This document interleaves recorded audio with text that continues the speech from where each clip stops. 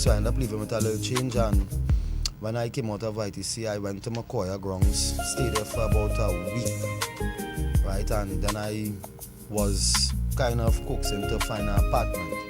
So I rented an apartment and started to try look for jobs and stuff. And I got my first job I got was as a watchman, per se, as a security watchman, and also started to try and get my life in order and build myself then, right?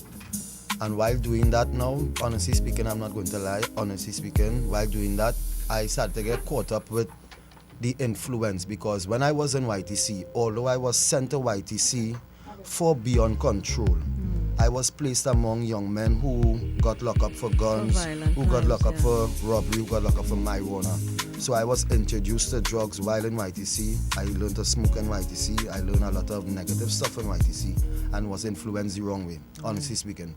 So when I came out now, basically I got the same influence but worse out in society, out in the real world, right? So I got myself involved in crime per se, right? Went and do some foolish stuff and end back up in prison this time.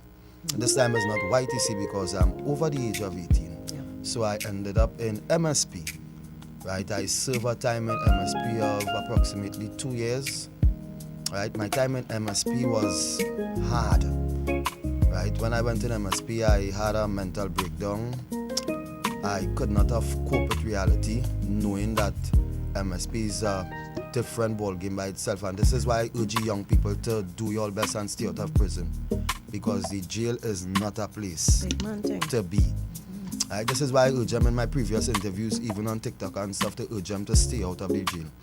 Right, but when I went to MSP, it was like I could not cope with it, and I said it in the first interview, what I was on the radio with you all. Right, when I went in MSP, I literally made up a lie to survive. Right. I literally faked to survive in MSP because I know I could not have survived if I was in the general population, honestly speaking. Right, so what I did, speaking honestly, I told them that I suffer with seizures. Right, to be away from the general public, I was placed in the infirmary. Right, and that way I was more safe. Nobody would interfere with you. You know, it was safe then.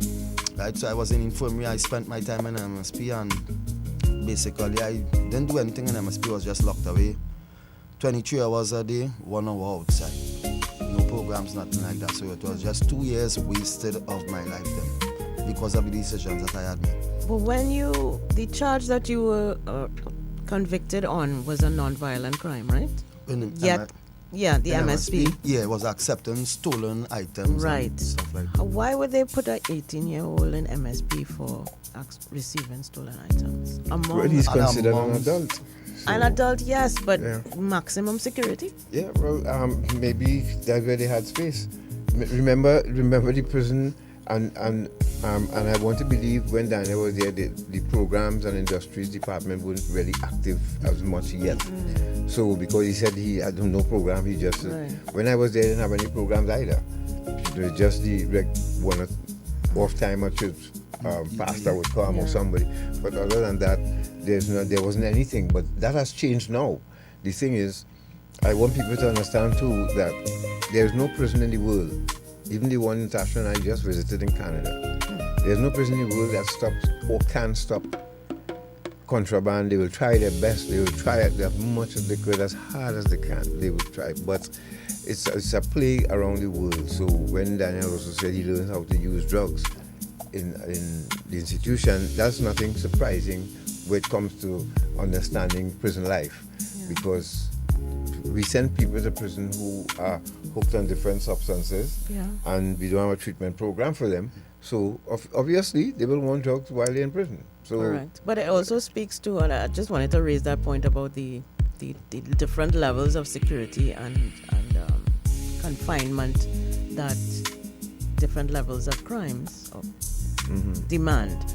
It makes no sense to put someone who has committed a non-violent crime amongst persons who have committed violent crimes. That is, I mean, you would think that a corrections approach would have, we would have gone past that by now. Right. Because as we have visited prisons in the UK and Canada, there is a separation of prisoners, but not just by the crimes that they commit, but also their age and other factors. So this is something that our prisons need to look at as well.